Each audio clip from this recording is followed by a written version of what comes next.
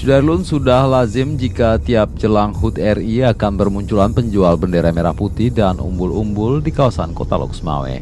Begitu juga jelang HUT ke-76 RI tahun ini.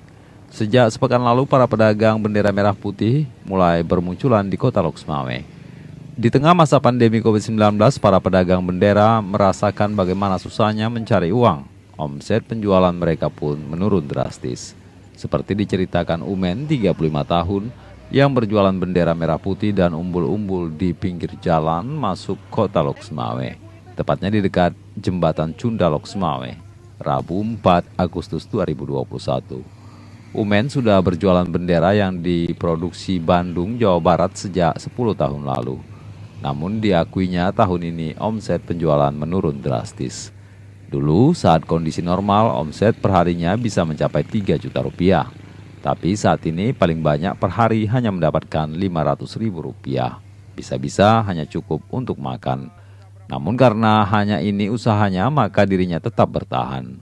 Umen berharap semoga kondisi cepat normal kembali. Itu ada 10 lembar, 20 lah paling banyak.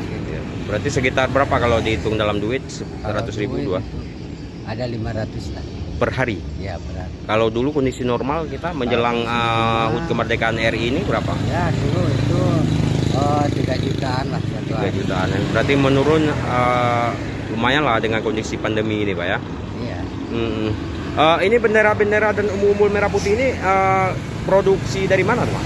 Ini dari Bandung. Dari Bandung ya? Iya. Udah berapa tahun Bapak berjualan bendera merah putih? Bendera ini ada 10 lah, 10 tahun. 10 tahun, Pak ya? Itu di Aceh aja atau ada Ya, ya di sini. di Lok Sumawe terus, Pak ya? Dari Lok Sumawe, Saiful Bahri, terima kasih, Pak Serang, Umen. Ya, ya.